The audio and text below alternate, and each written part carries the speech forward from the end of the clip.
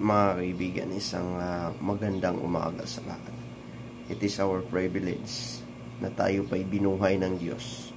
Alam ba ho natin na yung hangin, yung pagsinghot natin sa masarap na simoy ng hangin, mga kaibigan, that is the gift. Yan ho mga kaibigan, isang malaking bagay na matatanggap natin na tinatawag natin grasya, panalangin po sa Diyos, no? Yung tayo pa'y nakapagising pa sa umaga, and there is a new strength and the power of our body, no? Yung mga panibagong lakas at mga pagliligtas po ng Diyos ang matatanggap po natin. Ganun no, dito sa mundo mga kaibigan. Yun know, mga kaibigan, ganun ho ang buhay. Kahit ano pang gagawin natin, pag tayo po'y kukunin ng Diyos, mawawala ho yun lahat. They will become to nothing. Kung tayo'y ipinanganak ng wala lahat mga kaibigan, doon tayo babalik. Kahit pa gaano kayo kayaman sa mundong ibabaw na ito, kahit gaano ho tayo kasama, gaano ho tayo ka-powerful, gaano ho tayo kayaman, dami ho nating pera sa mundong ibabaw na ito, at gaano ho tayo ka-corrupt sa mundong ibabaw na ito, pag dumating ang kamatayan, mamamatay ho tayo mga kaibigan. At wala ho tayong madadala kahit isa dyan.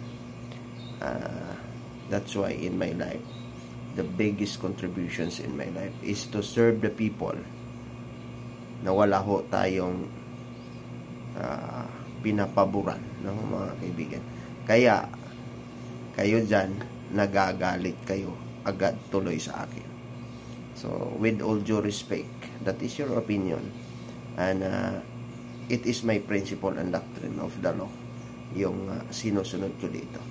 It is coming from my heart, no?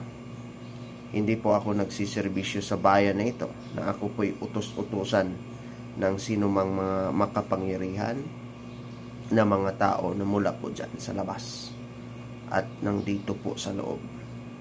I am here to serve the God's words, not to serve the words of the people, but I am here to serve for the benefits of my country, to the benefits of the law, for the benefits of the Philippine Constitution. Ganun ho mga kaibigan ng aking pagsiservisyo sa buhay na ito. Kaya hindi ako matatakot kahit sino pa kayo.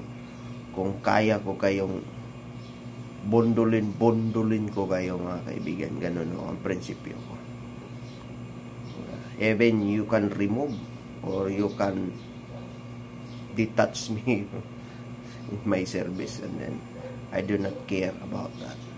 I do not be afraid for everything, because I am in the God's words, I am with my principle, mga kaibigan. Kasi there is a lot of things to be fixed in this life. There is a lot of things to be understand. Ganun ho ang buhay mga kaibigan. Ang pagsiservisyo po sa bayan ay hindi po nakabase kung gaano ho tayo kayaman, kung gaano ho tayo ka-powerful sa mundong ibabaw na ito. Nakabase ho yun sa puso't isipan ng tao. Kaya kayong mga kriminal dyan na may binubuntutan kayong mga corrupt na politiko, pag ako po'y sagupa nyo, kung maaari kitang barilin kita mga kaibigan. Ganun ho. Yung mga rapist, criminal, drug lord, ganun ho mga kaibigan. Walang lugar sa mundo yan. There is no rights. Wala po yung human rights na yan.